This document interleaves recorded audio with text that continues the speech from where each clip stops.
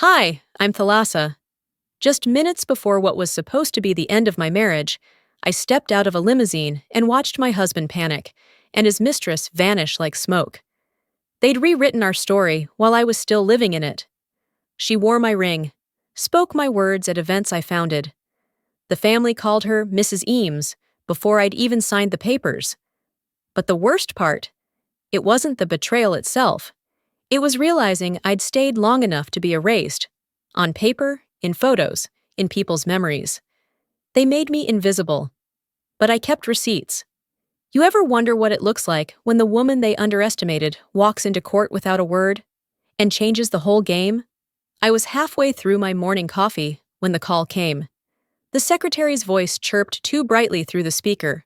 "Hi, Mrs. Eames. Just confirming your reservation for this evening. Mr. Eames booked the private dining suite at Vista 28, 7:30 sharp. He said it's for something special." I paused, my cup hovering midair. Did he say what we're celebrating? A brief hesitation.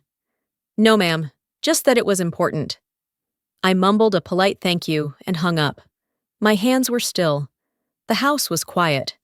Too quiet for a home that once thrived with breakfast chatter and shared calendars. I stared out the window, letting the sun warm my face, trying to convince myself he hadn't forgotten. Not this time. 10 years of marriage. Surely, he remembered. At 7:05, I stepped out of the car in front of the restaurant. The valet took the keys with a small nod, and I made my way inside. Vista 28 wasn't unfamiliar. We'd celebrated here before. He used to love their sea base, said it reminded him of our honeymoon in San Diego.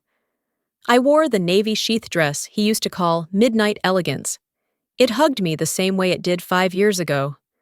I even chose his favorite perfume, the one he claimed smelled like calm before a storm. When I arrived at the private room, everything was already set. Candles flickered softly against glass, and a silver ice bucket cradled a bottle of Sauvignon Blanc.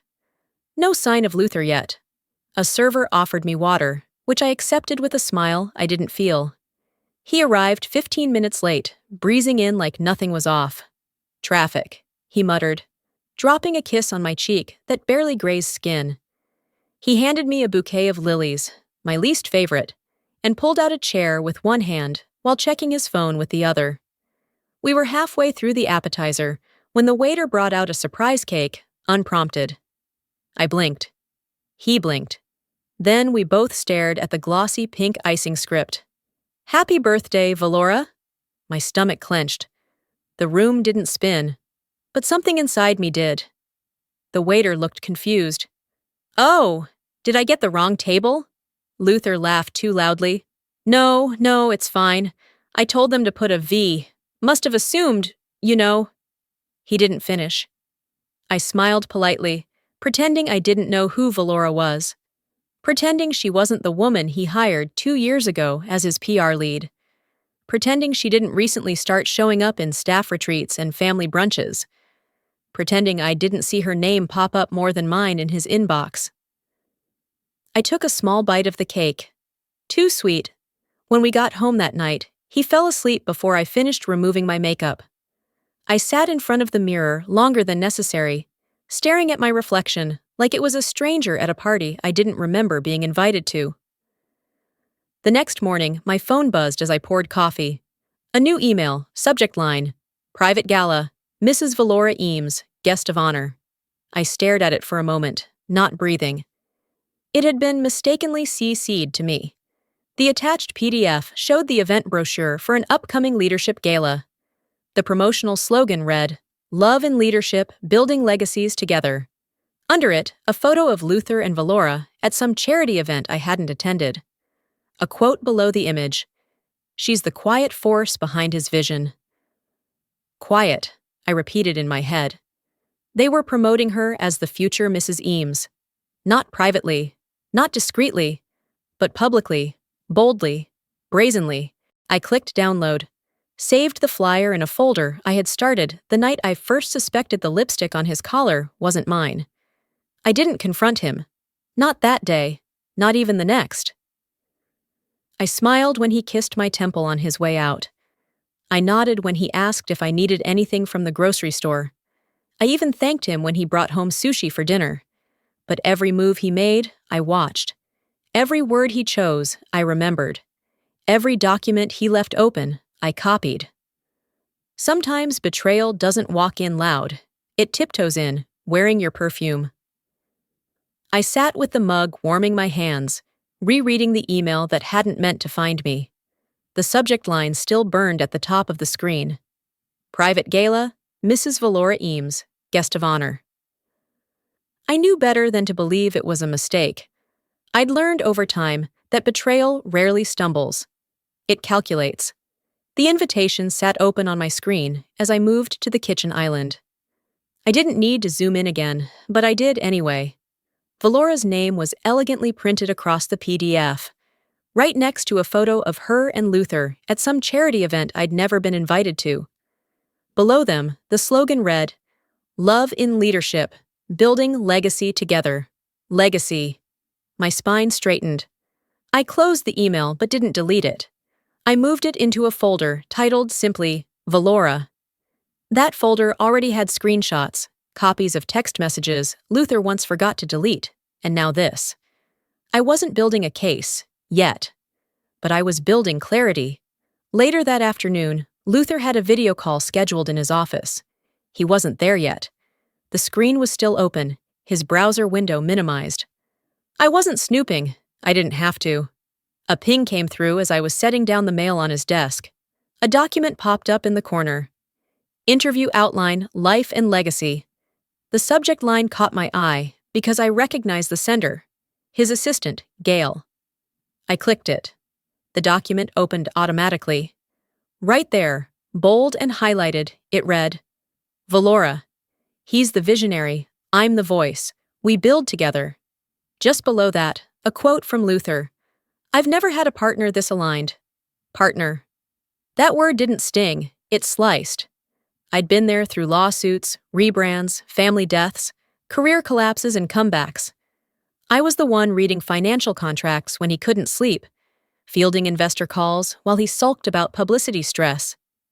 Now I was just edited out. I didn't scream. I didn't even sigh. I simply hit print. That night, we sat at dinner like two employees forced to share a break room. He asked if I'd seen the news coverage on tech layoffs. I nodded. I asked if he'd remembered to book the dentist for our son. He didn't answer. I waited for him to leave the table before I folded the printed outline and tucked it into the same folder. My evidence wasn't for drama. It was for insurance. A week later, Thanksgiving arrived.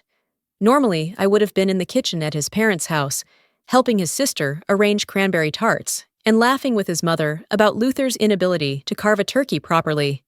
But no invitation came this year. I told myself they were probably keeping it small. Maybe everyone was traveling. But around 3 o'clock, as I scrolled through social media while folding laundry, I saw it. A photo posted by his sister. The caption read, "So thankful for this beautiful tribe, Jack family first." The image was crisp and clear, taken right there in their dining room.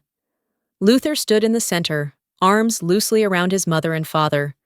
Valora was right beside him, wearing the burgundy dress I'd complimented last fall. A little girl, one of the nieces, sat in her lap, smiling. I zoomed in, not to hurt myself, but to confirm. There was no space where I'd been cut out. I hadn't been cropped from the image. I simply hadn't been there at all. Below the photo, Luther had reposted with a caption, "Grateful for those who always stand beside you." Not a single comment asked where I was. Not a single tag included me. I was airbrushed from their memory in real time. I sat still on the couch for a few minutes. Not crying. Not even angry. Just alert. That night, I opened my private journal for the first time in months. I wrote one line. They didn't forget me. They deleted me. The phrase stuck. I wrote it again on a sticky note and pinned it above my desk. This wasn't just about another woman. It wasn't even about infidelity anymore. It was about identity, erasure, rewriting my place in the story while I was still in the room. I closed the journal, walked into the kitchen, poured myself a glass of water, and stared at the stack of mail. Among the bills and catalogs, there was an envelope from a women's legal resource center I had donated 2 years ago. I opened it out of reflex. Inside was a pamphlet, Know Your Rights in Marriage and Media Misuse. As the clock ticked toward midnight, I picked up my phone and dialed a number I hadn't called in years. He answered after 2 rings. "Hey," I said quietly. "Hypothetically, if someone uses your name, your work, and your place in their narrative without consent, what kind of lawsuit is that?" He hesitated before answering, and I could hear the familiar rustle of legal pads being shuffled somewhere on the other end. "That sounds like defamation of identity, possibly fraud, if financial assets or reputation were used without consent." "Why?" I didn't answer. I didn't need to. "Can we meet next week?" I asked instead. "Of course," he replied. "Let me know when." I hung up. No drama, no explanations, just movement. 2 days later, on a Saturday afternoon, I was digging through the bottom drawer of the guest room dresser, looking for a notarized copy of our home insurance form. I'd moved into the guest room 6 months earlier, under the guise of space, during Luther's expansion project. The master suite had become his personal office, a sterile space of video calls and late-night strategy huddles I was never invited to. I tugged at the bottom drawer, and a stack of documents slid forward.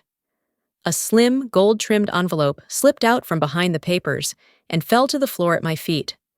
At first, I didn't register what it was. I picked it up slowly, flipping it over. In Luther's handwriting, bold and deliberate, were the words, "To the woman who made the last 10 years unforgettable." For a second, just one, I felt my throat tighten. It was probably something he'd written for me, but never gave. Maybe an apology, maybe recognition. That flicker of hope was pathetic, but it was there. I opened the envelope. Inside was a folded card, thick, expensive stock. I read the handwritten message once, then again. "The day I met you, I realized what I was missing. You saw me when she only saw duty. You gave me freedom to dream again. Valora, thank you for being the first one who let me feel chosen." Signed. Dated. 2 weeks before our last anniversary. I stood there for a while, no longer holding the card, just letting it rest in my hand like it belonged to someone else. He'd already written a decade out of existence. Not with screaming, not with blame, just with a pen and paper and someone else's name. I took a picture. Not for rage, not even for evidence. I took it to remind myself later when I started to doubt if this was all in my head. I put the card back exactly where I found it, slid the drawer shut. Then I walked to the bathroom, splashed cold water on my face, and stared at the woman in the mirror. Not once in 10 years had he written me a note like that. Not even during our worst times. And now I knew. It wasn't because he didn't know how. It was because he'd already stopped seeing me long before I noticed he'd turned his head. The memory of our 10th anniversary came back like a flicker of static. That night, I'd made dinner at home. Nothing fancy, just his favorite steak, garlic mashed potatoes, and a red velvet cake from the bakery down the block. He came home late, tossed his keys on the counter, and said, "I'm tired. Maybe we can do dinner next week." I'd smiled. I'd told myself he was overwhelmed, that success had demands, that he was trying his best. But he wasn't overwhelmed. He wasn't tired. He was elsewhere, giving the best of himself to someone who hadn't stood beside him through everything. Someone who arrived late but was handed the seat I built. Later that night, I sat down at my laptop and opened a new set of folders. One labeled financials, another emails, a third images, and one last folder I titled Silence. That one was for my journal entries, voice memos, screenshots, things I couldn't explain to anyone but myself. I didn't know what I would do with them yet, but I knew they mattered. I opened my journal file and typed just one line. He thanked someone else for the years I held the foundation. No poetry, no tears. Just the truth, finally given its place. I sat back, let my fingers hover above the keyboard. Then I opened my email, drafted a message with the subject line, Preliminary Inquiry, Marital Fraud and Reputation Misuse. I attached a few of the more obvious documents. I didn't need to include the card just yet. I didn't need to include Valora's name. That would come later. I read the email once. Then again. No spelling errors. No emotion. Then I clicked send. The reply from my lawyer came the next morning. Short, professional. I'd recommend we meet in person. Bring everything. I scheduled the appointment for Tuesday, then closed my laptop. The gala was that evening. Luther had mentioned it 2 days earlier, like one might mention trash day. Don't forget the family foundation thing, he said as he walked past me in the hallway. You should still come. It's tradition. Tradition. I hadn't responded then. I didn't intend to go. But something changed in me after sending that email. Something about putting my own name in motion again made me want to witness what they'd replaced me with. So I went. I chose a black dress, simple, tailored, something that whispered dignity. I drove myself, parked 2 blocks away, and walked the final stretch alone. There was no valet this time, no entrance music, just the soft hum of small talk inside a banquet hall filled with old money and newer faces. I was greeted with polite smiles. A few people nodded vaguely, the kind of recognition you give someone when you can't quite place where they belong. Then I saw it, my name card. Thalassa M. Not Mrs. Eames, not co-founder, not even a last name. Just a first name and an initial like I was someone's +1 that RSVP'd too late. And it was placed at a small table near the back, nestled between the kids' corner and a table of board wives no one was speaking to. The chairs were lower than the rest, the linens slightly wrinkled. There were 2 booster seats pushed to the side. Across the room, the center table glowed under focused lighting. At its heart sat Luther, perfectly pressed in his charcoal suit, and beside him, Valora. She wore a champagne-colored gown and laughed like she owned the room. Her hand rested lightly on Luther's forearm. My seat had never been there in design, only in habit. I took mine quietly, keeping my back straight, eyes neutral. A server offered me sparkling water. I accepted, added lemon, and looked around. Midway through the evening, the program director stepped on stage. Ladies and gentlemen, please welcome our keynote speaker, Valora Kress, Strategic Communications Lead and Family Vision Contributor. The room applauded. Valora glided up to the podium, holding cue cards. Then she began to speak. And I stopped breathing. They were my words.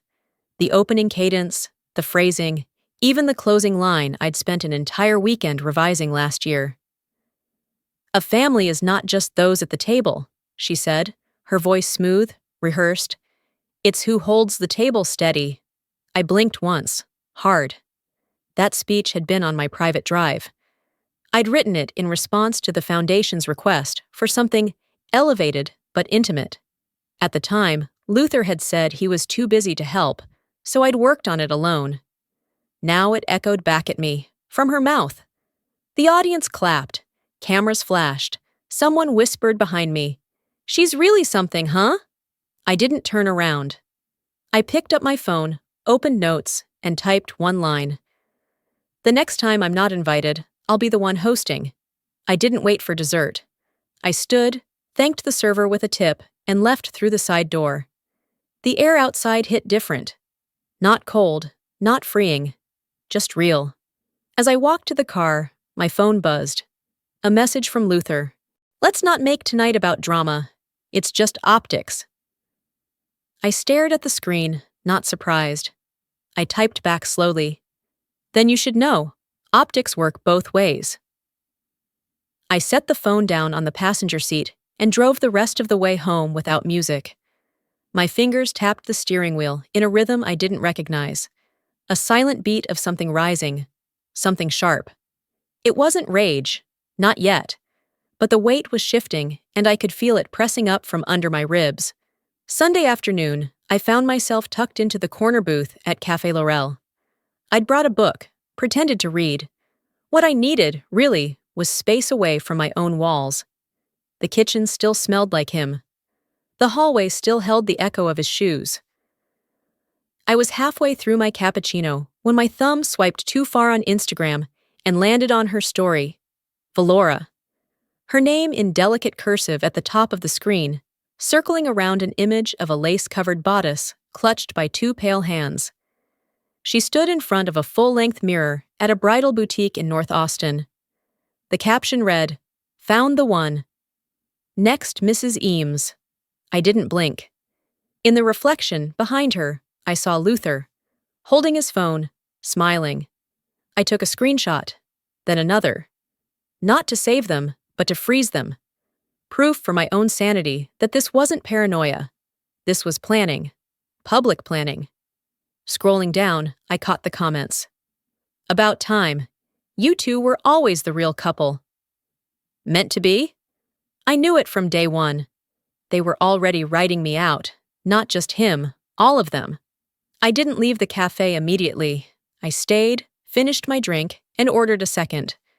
I answered 2 emails from my client in Portland. Paid a bill. Life still moved, so I moved with it. By evening, I was home folding laundry when the phone rang. Luther's niece. "Hey, Aunt Thalassa!" Her voice bubbled through the line like nothing in the world had shifted. "I saw the video. Isn't the ring gorgeous?" I paused. "What video?" She laughed. "The one Valora posted, with the heirloom ring. Grandma's, remember? The one she promised you when you married Uncle Luther. She gave it to Valora for the engagement. So sweet, right?" My lips didn't move, not even to respond. After we hung up, I opened Valora's account. There it was, a video of her holding her left hand to the light, the diamond gleaming. The caption, "So honored to wear a piece of family legacy." Legacy. That word again. I went to the closet and retrieved the shoebox of family photos and letters from his grandmother. Right on top was the card, handwritten by her 6 years ago. "To Thalassa, for when the time is right. This ring is yours." I took a picture of that too. Later that night, after Luther returned from what he called a strategy dinner, I was waiting in the study. The lights were dim, but not dark. I wanted him to see me, clearly. He stopped mid-step when he saw the documents in my hand. I held up the printed photo of Valora in the wedding dress. The screenshot, the ring. "Planning a wedding with my last name still on your license?" I asked calmly. Bold. He squinted, already irritated. "It's just for the photos. PR, that's all. Don't make this a thing." "You're right," I said. "I won't make it a thing. You already did." He shrugged, stepping toward his desk, like this conversation was a mild inconvenience. "You're being overly emotional again." I smiled, though nothing inside me felt kind. "No, I'm being sane. You're being sloppy." He opened his mouth, likely to defend himself, but I raised one hand. "This isn't a debate, Luther. It's a notice." He paused. "Notice of what?" I leaned in slightly, my voice steady. "The next lawyer who calls will be mine. The next headline, mine too. You may keep your lies. I'll keep the truth. It ages better." With that, I turned and walked out, heels silent on the hardwood. I didn't slam the door. I didn't need to. Back in the hallway, I pulled out my phone. A text from Valora blinked on screen, sent to Luther, but accidentally shared with the family group chat. Did she find out about the ring? Hope not. It's not like she wore it anyway. I saved that too. The sound of the hallway echoing behind me felt different that night, less like retreat, more like re-entry. I didn't look back after leaving the study. I didn't need to.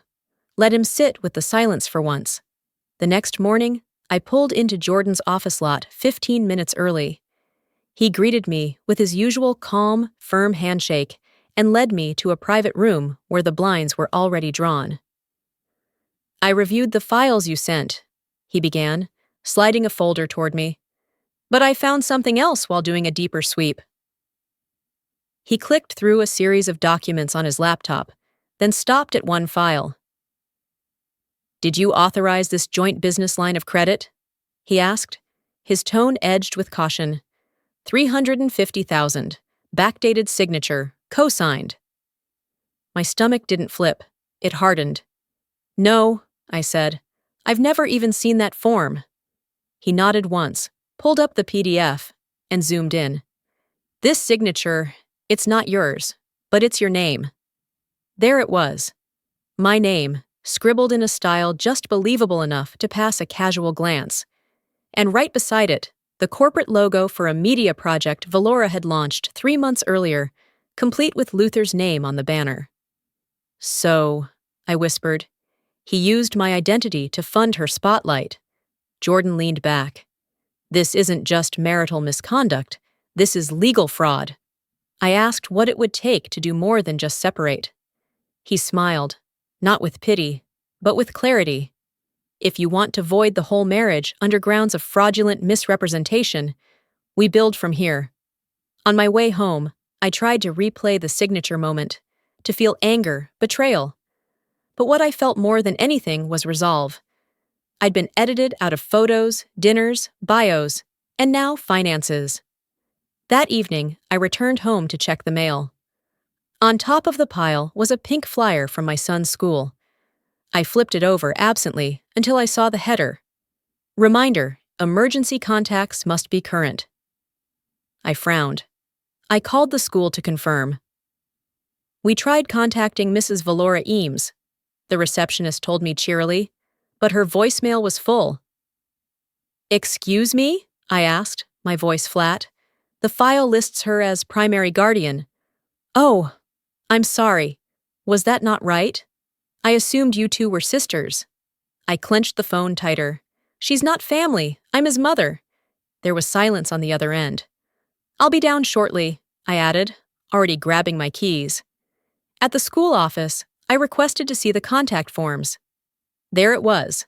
Valora, written in neat block letters under primary guardian. My own name, relegated to alternate if unavailable. My heart didn't race. It pulsed, steady, angry, awake. I photographed the form, signed the retraction, and demanded a full correction. The office staff fumbled through apologies, but I wasn't listening anymore. When I got home, I scanned the form and sent it to Jordan. Subject line, redefining wife without consent. That night, I didn't say anything to Luther. I didn't need another argument. I needed action. I filed 3 formal requests before bed. Legal correction of identity on all financial documents. Initiation of an annulment review under signature fraud. A school-wide alert to remove unauthorized emergency contacts. Then I opened my journal and wrote, when they try to make you optional in your own story, you make them the footnote. By midnight, I was folding the last of my clothes into a suitcase. I left his side of the closet untouched. That was for him to explain to whoever asked next. I took only what was mine, what had always been mine, and left everything that was built on lies behind. The guest room light was still on when he returned from a late call. He walked past the hallway and paused when he saw the door ajar. I didn't greet him. Inside the bedroom, on the edge of the bed, I'd left a yellow folder. Its cover read, "Since you like paperwork, here's mine." I barely slept that night. Not out of anger. Those flames had long since burned out, but because my mind was working, sorting, compiling, calculating. I woke at 6 and moved through my new apartment like I'd lived there for years, though I'd only slept there twice. The kettle whistled just as I opened the weekend edition of Legacy magazine, still wrapped in plastic.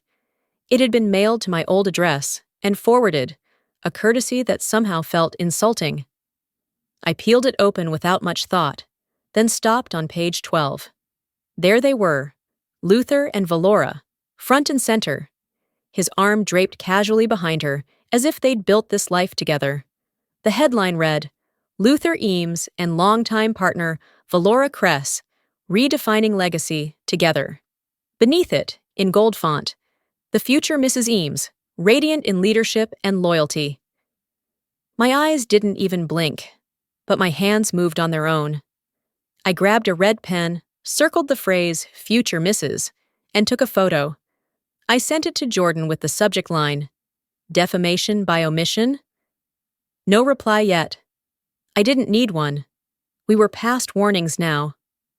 By early afternoon, a courier dropped off an envelope from a charity I had helped co-found 3 years ago. A gala invite, white cardstock, gold embossing. My name wasn't on it.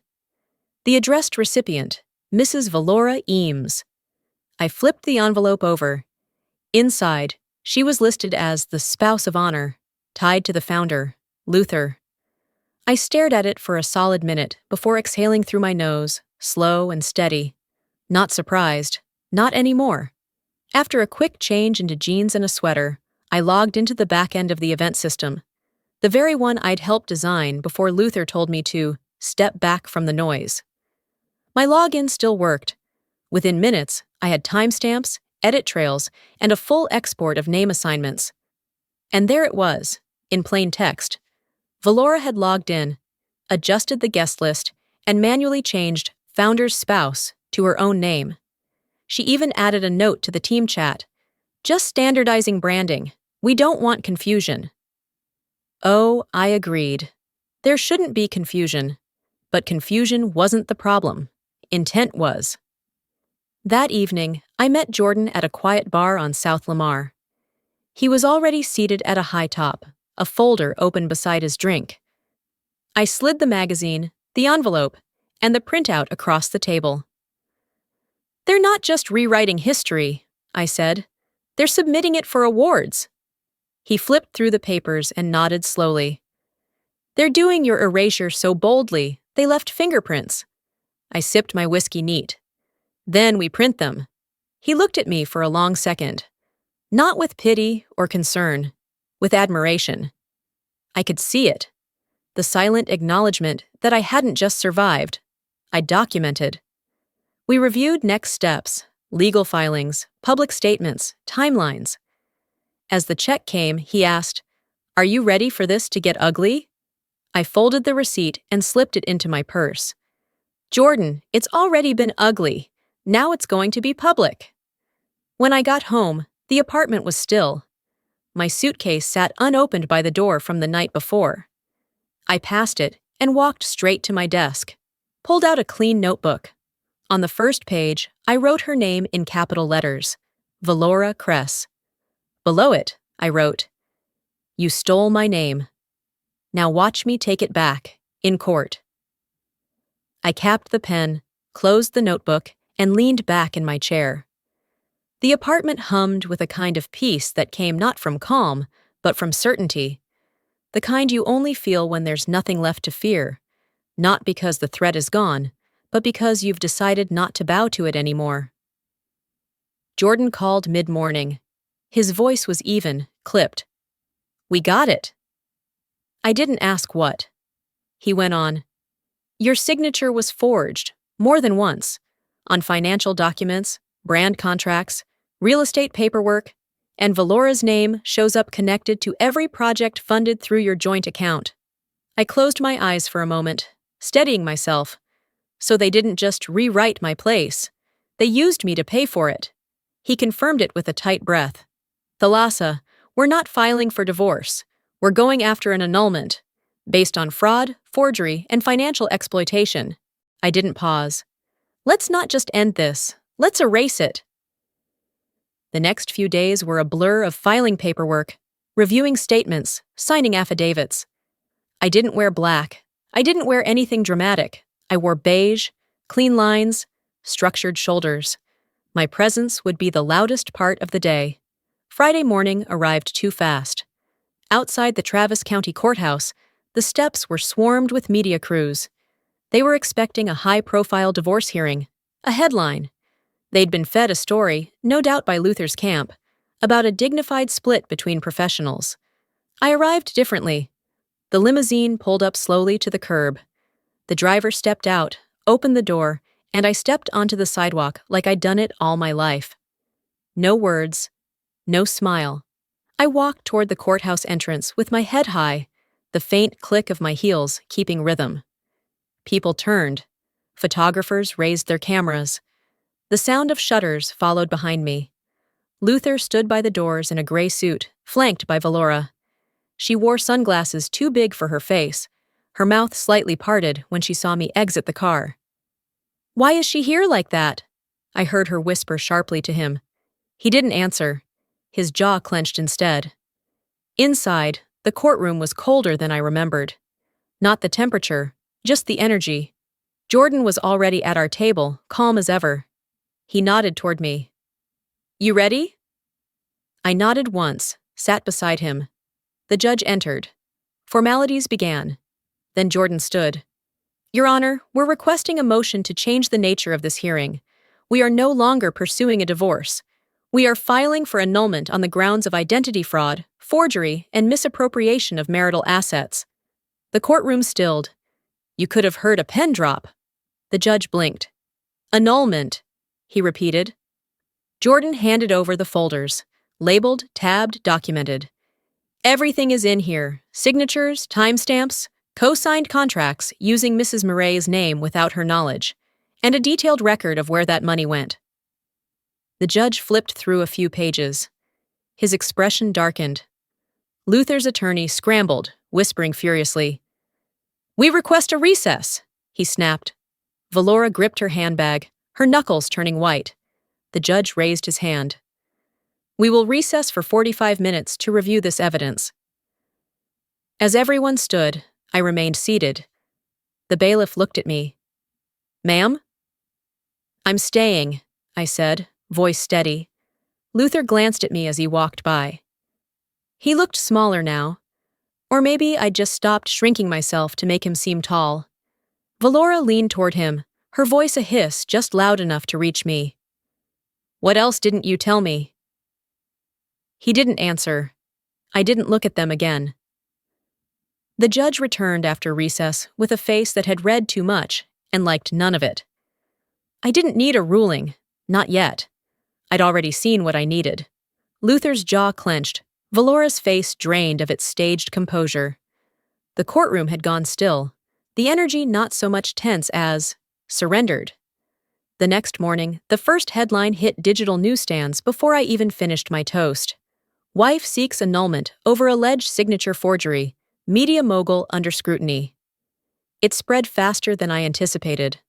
By noon, the story had reached national news cycles. Jordan called to warn me. "Stay low, say nothing. They'll come looking for a quote." I agreed. By 2 o'clock, "Silent wife." No more was trending on every platform I hadn't posted on in months. It wasn't just the story. It was the silence that rattled people. And when former employees of Luther's firm started anonymously submitting stories of Valora steamrolling credit on projects she hadn't built, the internet started asking questions. That's when Jordan called again, but this time his voice was different. Charged. "I found something," he said. It was a cloud file. Private, but not encrypted well enough to keep Jordan out. A video, 6 months old, clearly meant for internal branding or a private documentary pitch. In it, Luther sat in his study, staged lighting behind him. He spoke into the camera with his PR voice, measured, rehearsed, artificial. Valora gave me room to breathe. Thalassa. She always wanted clarity, order. She never really fought for me. That's why this new chapter works. Valora lets me lead. Jordan paused the video. He said the quiet part out loud. I nodded slowly. Then let the world hear it. We didn't watermark it. We didn't edit it. We sent it anonymously to a journalist known for exposing abuse of power in high-level partnerships. It went live that same evening. The reactions were immediate and vicious. Screenshots were shared with captions like, "So you punished her for expecting honesty?" and "She didn't lose you, she outgrew your excuses." By Sunday morning, Valora was in damage control. I didn't need a call to know it. A friend forwarded me a screenshot of her canceling her appearance at an influencer summit. A brand she represented posted a vague story about values not aligning. Then came the text. Not to me, but visible in the cloud sync because Luther had forgotten to unlink his accounts from our shared folder. Valora. "You made me look like a fool. I'm done." She left that night. A neighbor of Luther's texted me. She carried 2 suitcases and slammed your old car door. I didn't respond. I didn't need to. By Monday, Luther's board had called for a temporary leave of absence. Press releases used words like internal review and unexpected allegations. Investors started pulling back from projects tied to Valora's image. But I said nothing. No interviews, no posts. I declined calls from talk shows, podcasts, even one streaming network that wanted the rights to adapt my journey. My attorney issued a single statement. Mrs. Morel has no comment at this time. Truth speaks for itself. And it did. I took a walk that afternoon, stopped by a local bookstore to pick up a novel I'd been meaning to read for years. On the way out, I passed a newsstand. There, in bold font, was a tabloid headline above my photo. Not one I had posed for, but a candid shot from the courthouse. She fought in silence. She won loudly. I didn't laugh, but I smiled. A real one. Later that day, I ducked into a cafe I used to frequent before everything became complicated. The barista looked up, did a double take, and then smiled.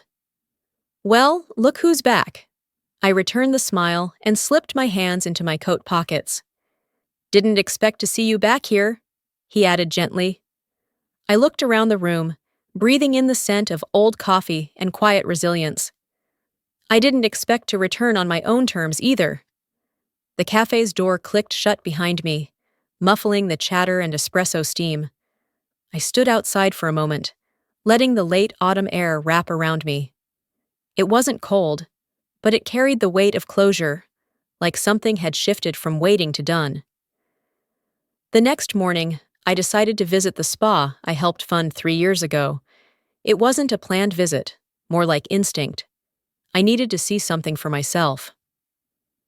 The building sat tucked behind rows of artisan shops, its exterior modern and understated. Inside, the lobby still smelled faintly of lavender and lemon peel, my choice when we opened the place. The decor was warmer now, newer perhaps, but familiar. As I waited at the front desk to confirm a quick facial, something on the wall caught my eye. A framed photo. Valora. She was smiling in a silk robe, one shoulder bare, holding a champagne flute. The frame read, Visionary Client of the Year, and just beneath, a gift from her partner, who believes in building dreams with love. My name wasn't on any wall. Before I could speak, a receptionist approached and asked, Are you here for the Valora signature facial? I turned to her slowly. Actually, I co-founded this place. She blinked, clearly not knowing what to say. I didn't elaborate.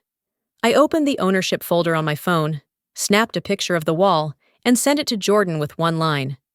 Add this to the bundle. Let's get her face off what I paid for.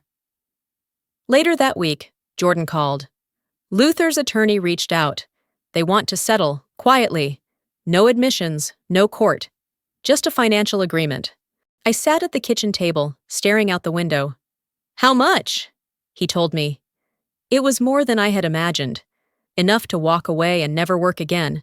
Enough to move across the country and start over with nothing in my name but peace. I didn't even hesitate.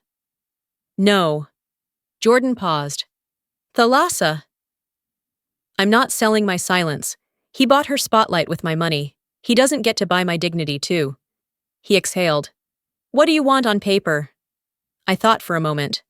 Full retraction, public apology, and a legally binding document that her name never touches mine in print again. That Friday, a press release went out.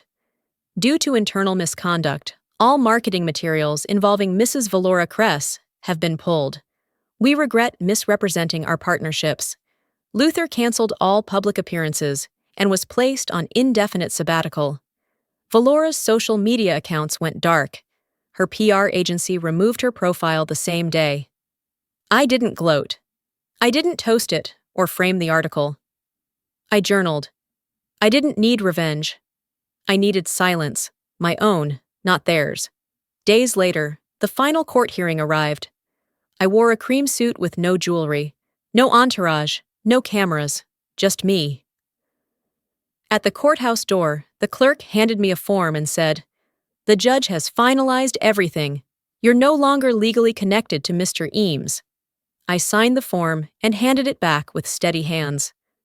Good, I said, because that name never belonged to me. The clerk's words echoed even after I stepped outside. You're no longer legally connected to Mr. Eames. That sentence, so bureaucratic in tone, carried more weight than anything Luther had said in years. It didn't sound like release. It sounded like truth made whole. The next day, I drove just outside Austin to meet Laura. We chose a cafe on the edge of the hill country, a quiet spot where the trees bent low and the air didn't need to impress anyone.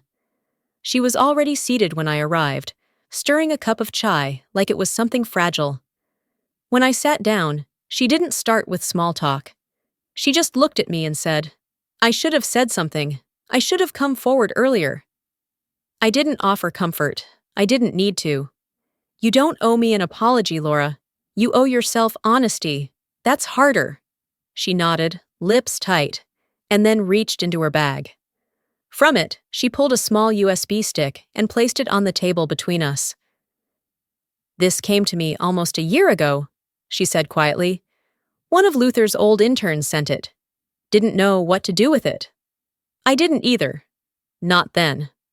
I picked it up, held it between my fingers. "Why now?"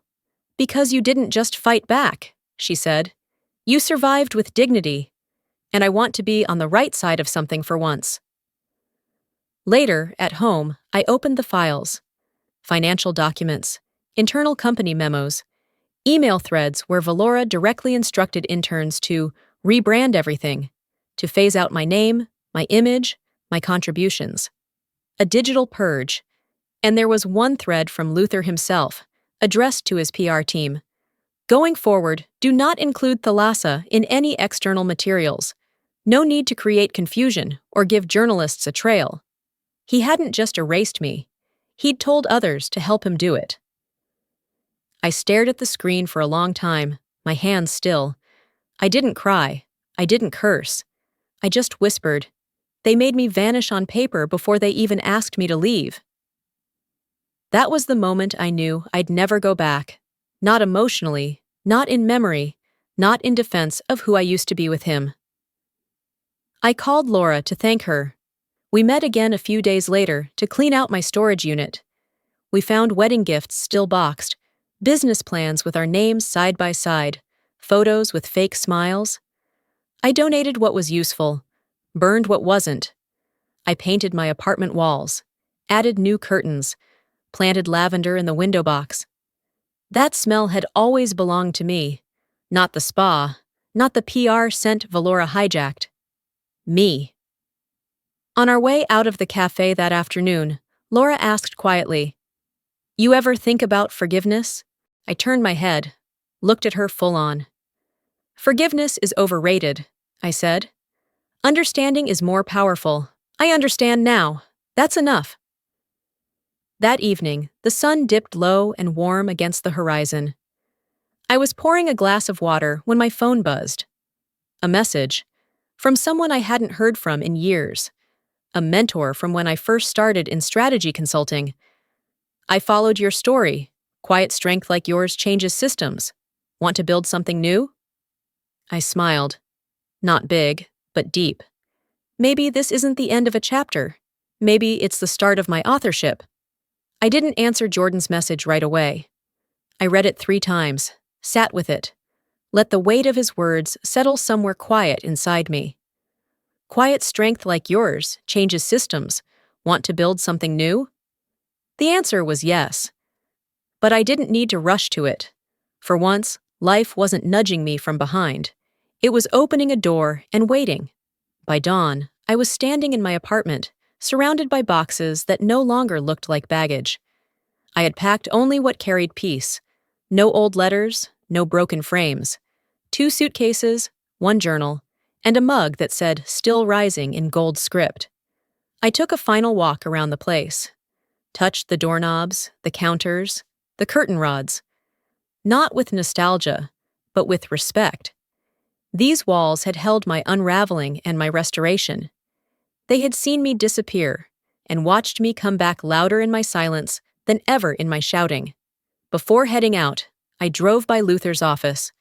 The building looked smaller in the morning light, like it had lost its posture. The receptionist looked up, startled, when I walked in. "I have a delivery for Mr. Eames," I said, setting the sealed box on the counter. Inside the box, copies of every document with my forged signature, a printed copy of the annulment ruling, one photo, our wedding day, his hand on my back, my smile so wide it barely fit the frame, a single typed line. "You proposed with lies. I deliver you the truth." No threat, no note, no return address, just closure. That afternoon, Luther walked into his office and found the box. I wasn't there, but I imagined the flicker in his face as he unpacked it piece by piece, what it felt like to have everything returned, but none of it mean what it used to. Valora didn't show up, no dramatic confrontation, no final insult, just a whisper of absence. A mutual friend later mentioned she'd left town. A fresh start, they called it. Her last public post had been deleted. Her face stopped showing up on brand sites, and her name became a ghost in Google autocomplete. I didn't follow. I moved to a small home just outside Hill Country. Quiet, unassuming. The kind of place where wind had space to breathe and the porch light didn't flicker. On weekends, I began hosting small workshops. Nothing official, just a few chairs, open tea, and a whiteboard with the words voice, visibility, victory. Women came. Not for advice, but for witness. Some just sat, some cried, some hadn't spoken a full sentence about themselves in years. I didn't lead with my story, I let them ask. And if they did, I told it plain, not to impress, but to remind them they weren't crazy. That being written out didn't mean they were never there. One night, I opened my journal for what I knew would be the last entry. I forgave myself for staying too long. I thanked myself for leaving on time. I honor myself for telling the story no one else dared. I closed the book, not like ending a chapter, but like laying down a tool that had finished its job. As the sun lowered itself behind the hills, I sat on my porch with a cup of jasmine tea. Lavender bloomed in the box beside me, thriving in a way I hadn't seen in years. A message buzzed on my phone. Jordan again. "That non-profit board we talked about, they want you to lead." I stared at the message, smiled quietly, and replied, "Let's build, but this time with my name on every page."